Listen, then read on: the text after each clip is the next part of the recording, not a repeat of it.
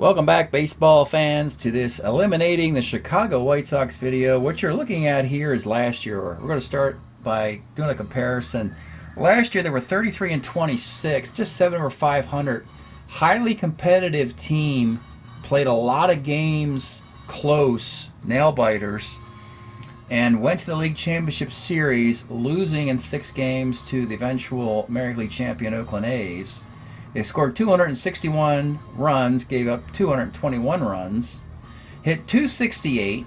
That number will be familiar soon. They were led by Aparicio, the spark plug at the top of the lineup. He still had speed and defense, 12 stolen bases and a 340 average. They got a plus season out of Tom Egan and Jim LaFay, who are marginal players, but they played out of their minds. Dick Allen was okay at 291, 14 homers, 44 RBIs is very nice. Carlos May stole 17 bases, got a 362 on base. Their averages are below 300, not a big deal. And then batting averages start to dwindle a little bit here. Bill Melton, 252, but plenty of power and RBI, 13 and 43. Buddy Bradford had 14 home runs. 3 guys in double digits in home runs, had 62 of them in 59 games. Plenty of power on this team. A 331 on base, 60 more points, 70 more points than their batting average. Always a good sign of on base. Their pitching was led by the astonishing Wilbur Wood, 17 complete games of the 59 games the White Sox played. 13 and 6, 180 and 2/3 innings. Think about that. I only played 59 games. He gave me 180 and 2/3. Terry Forster did a great job a year ago, 245 and a couple saves. Bob Humphrey was a default closer because they really didn't have one. And that's what they tried to improve in the offseason. Dick Selma didn't do that great a job. Lou Krause did a nice job in the 4-hole. But Tom Bradley and Stan Bonson weren't that great, really, in the 2 and 3 holes. So it really was the bullpen that helped this team, plus Wilbur Wood. And that is what happened a year ago. And now we're going to flip to this season, 2023. And let's start. The 268 batting average is identical, no change. The ERA goes up by 0.6. It was 330, now it's 394. They scored 221, gave up 197 in 46 games. Comparable winning percentage overall. It's hard to pick. I think you'd have to say they overachieved last year and they've kind of underachieved this year with, seems like a better roster this year. And they were predicted to do better things this year. Let's say that. Let's look at the hitting. Dick Allen and Carlos May, much like their 72 seasons, which are almost identical, they both hit 308. Their numbers are so close here. Batting average, homer, RBI, even stolen base, walks.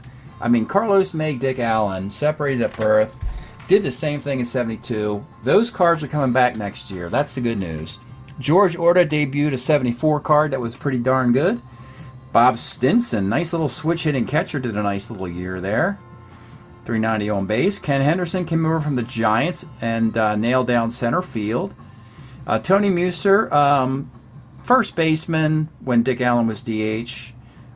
He's a nice piece. They don't necessarily need him, but he's nice. Walt Williams was underused. Aparicio is now just a defensive shortstop. He doesn't have legs anymore. Bill Melton just tailed off to 236. He had 7 home runs through May. Finished with 8 and 26 RBI. And then the overachieving Egan is now an underachiever, and Buddy Bradford really tailed off. Wilbur Wood, 138 innings this year with 9 complete games. Pitched fantastically. The improvement is Tom Bradley and Stan Bonson to a certain degree. At least Bradley was 7-3 with a 356 ERA, 127 whip. But now we must have this discussion about the worst bullpen in baseball. Beginning with Terry Forster, who had a 220 ERA a year ago, we improved his card from an ERA of 390 to an ERA of 256. We improved his card. So what happens? He completely destroys the White Sox season by giving up 6.60 earned runs with a 207 whip. Dave Lemons, with a 294 ERA on the Strat card, pitched to a 756, 186 whip. Lou Krause was a reliable starter a year ago. Put in the bullpen, he was below average. Jack Aker brought in with a 2.56 ERA. No siree, 4.34, 1.34 whip. And lastly, Bart Johnson started the season as the number 4 starter. We found out he wasn't pitching enough with Wood, Bradley, and Bonson, and the bullpen was in shambles, so we decided to make him a closer. And frankly, the ERA is nice. The whip is extremely high. The 29 walks is unacceptable, really, in 32 innings. He did get 3 saves. He allowed an inherited runner in their season-ending loss, though the defense did that. The team's defense is not very good. This is a good Chicago White Sox team. I don't know if this team can go to a World Series as presently constituted. They've got that bullpen just. You'd have to think that next year the bullpen, if they just play to the strat cards, this team gets to the next round of the playoffs. And then we'll see. So let's take a look now at the White Sox stack. We're going to pull out the 1971 players and see what 72 guys they're going to build on. And 72 really is the good year anyway. And if you're wondering about the whole White Sox Oakland thing, it technically wouldn't even start till next year, right? Because 71 belonged to Baltimore in the American League. Oakland didn't take over until 72. So there's plenty of time for the White Sox-Oakland rivalry to begin for 3 years, beginning in 72. So that's the beauty of a carryover league. You can carry over the, some great, rosters year to year here. So the White Sox are going to go heavy with offense. Probably a good thing. They're going to bring back 9 hitters and 3 pitchers. So they're going to need 5 pitchers in the draft and just 3 players.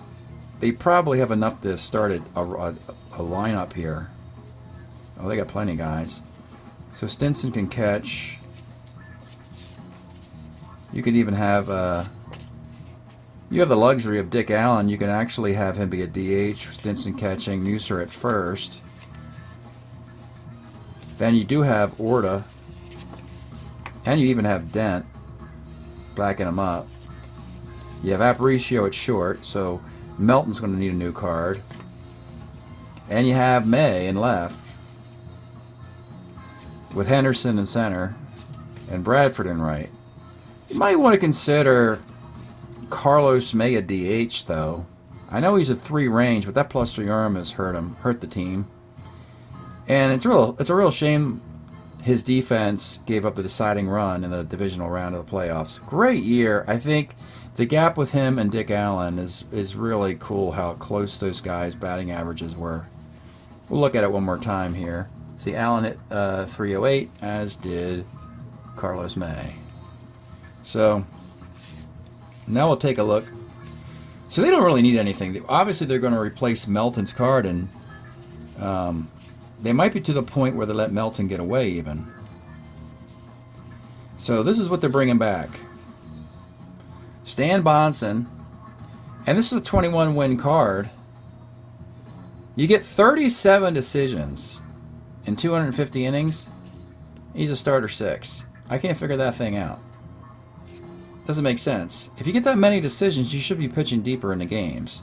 Or all these games are decided by the 6th inning. Either blowouts, one way or the other. There's no ties or comebacks in the latter innings. It's very strange.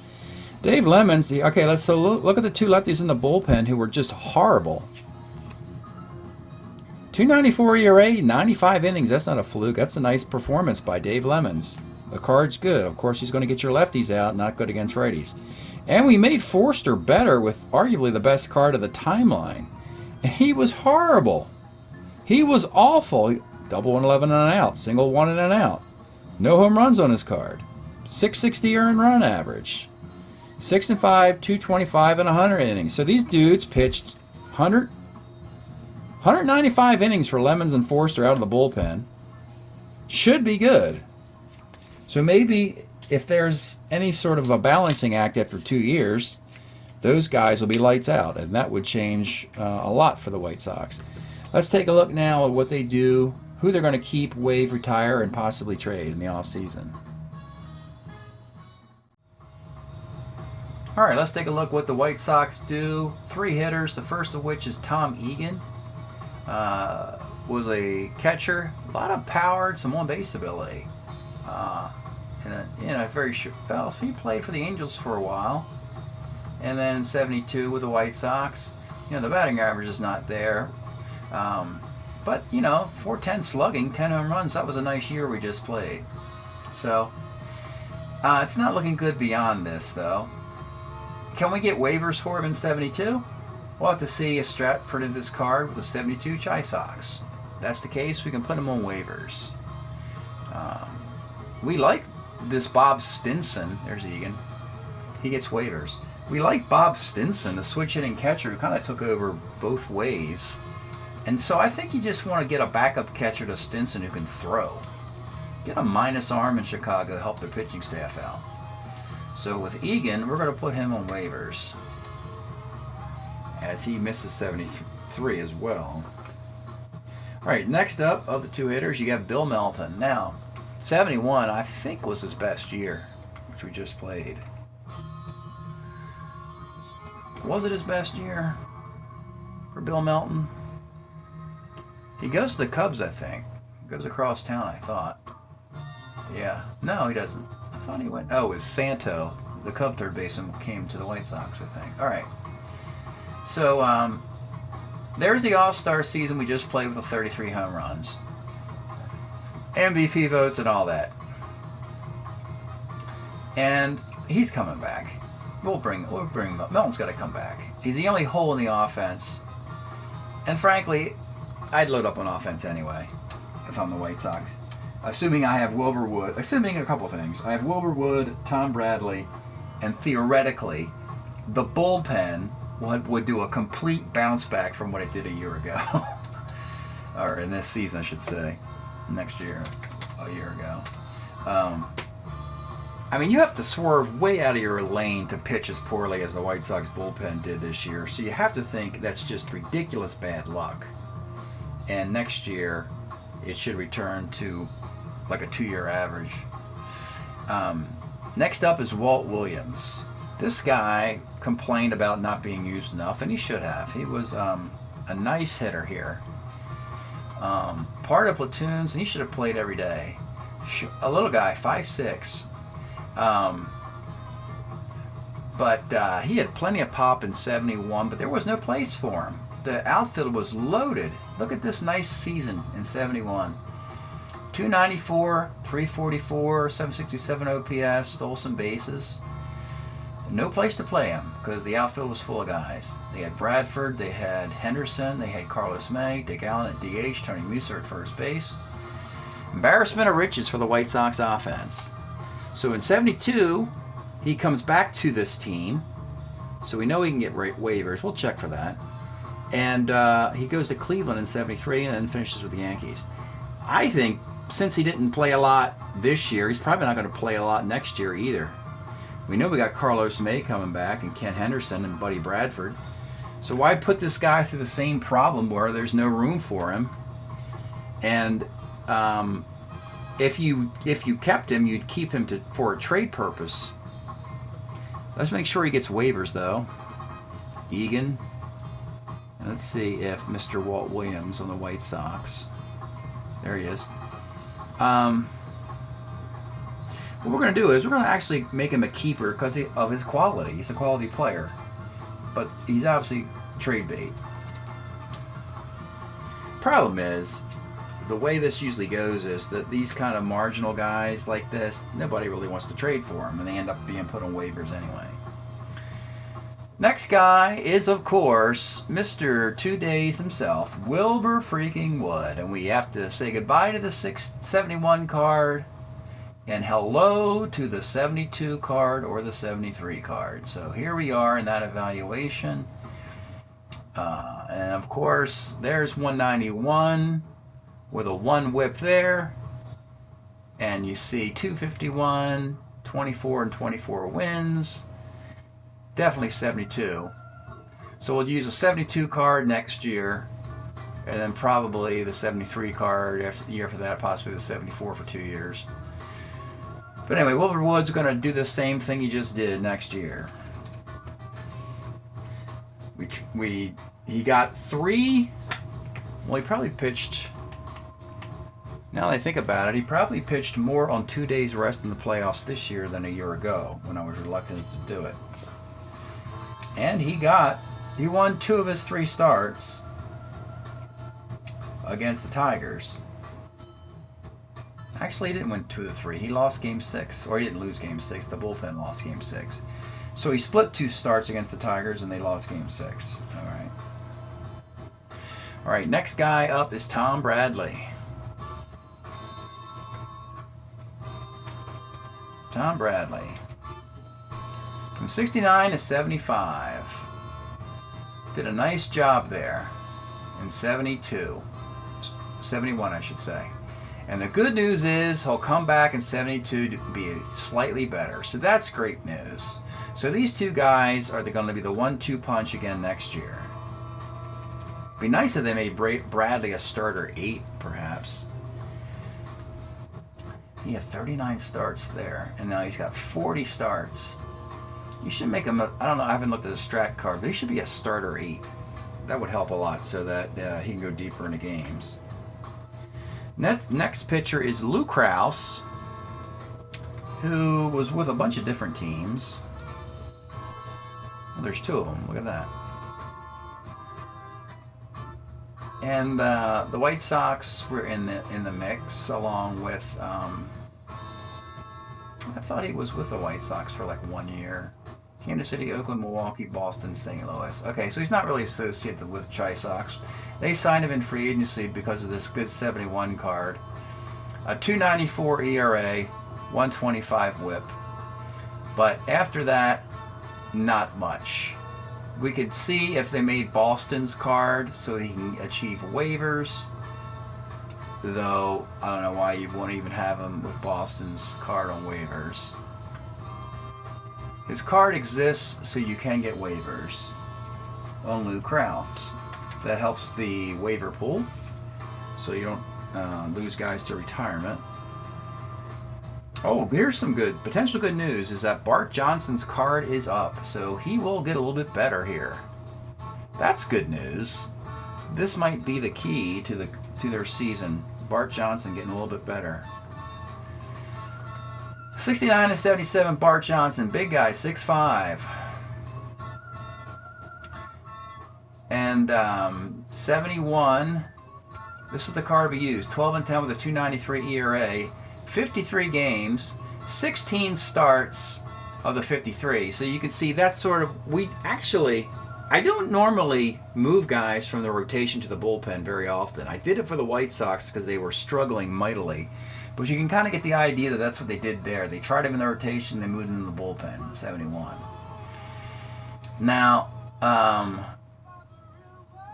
72 and 73 are lost years. The 74 card is pretty darn good as a starter. You don't need him in the bullpen anymore. That's 18 starts.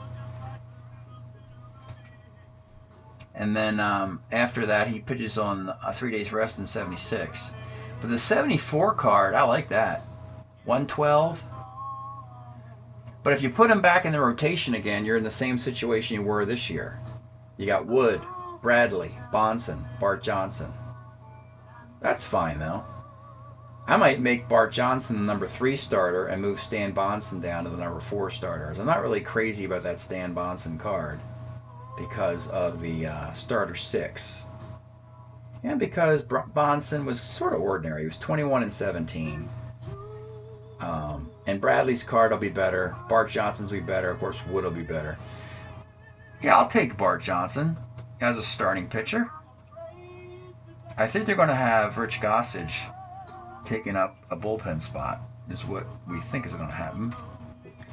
And the last guy is Jack Aker. Was he brought in as a 1-year rental? They traded for him to help the bullpen this year. He was very good with the Yankees. Jack Aker in 69 and 70, particularly. So in 70 for the Yankees, he was 4-2 with a 2.06 ERA and a 1.10 WHIP. And the White Sox went out and traded for him. They plugged in his 71 season with a 2.59 ERA and a 1.32 WHIP, a little bit higher. And so in 72, he pitches 73 innings combined for the Yankees and Cubs in Atlanta. With enough keepers already, you don't have to keep this guy. He could have just been a one-year rental, and it didn't work out. And frankly, you'd give his bullpen spot to Gossage, assuming you draft him. 74, yeah. So 72, Cubs or Yankees. Does he get waivers? Probably with the Cubs. There he is, Jack Aker. So he gets waivers. Or you could trade him. And so there you have it. No retirees. That's the good news for the White Sox. Wood, Bradley, Bart Johnson are your keepers, and Bill Melton. Walt Williams looks like he's a trade chip. Tom Egan, backup catcher, goes on waivers. Lou Krause goes on waivers. He's not any good. And Jack Aker goes on waivers as a one-year rental. Lastly, let's take a look and see if it is Gossage that the White Sox could bring into existence in 75 as the, this will fix your bullpen pretty instantly, at least before they send him to the Pirates. I'm wondering if he's in the rotation though. And here we go. So next year in the 75 season, the White Sox, if they do this correctly, Rich Gossage, 9-8, 1.84 ERA, 26 saves, 141 innings, a 119 WHIP. And is that Cy Young votes? Right here in this last column right there. It won't, yeah, there it is. 6 Cy Young votes. That's a no-brainer. So Rich Gossage, he should be the first-round pick of the White Sox. He'll go to the back of this rotation. He'll take Aker's spot. So now you'll have Gossage, Forster, Lemons, and some other guy. Bart Johnson in the 3-hole rotation behind Bradley and Wood. Bill Melton's coming back. And this team should repeat what they just did. They should come right back to this point and go beyond. With a better bullpen, they should make it back to the Divisional League Championship and possibly a World Series next year. So that's great news for the White Sox fans. A bright future in this timeline from 71 to 74, now next year 72 to 75. It'll be a nice future for the Chicago White Sox. Thanks for checking this out. We'll see you next time.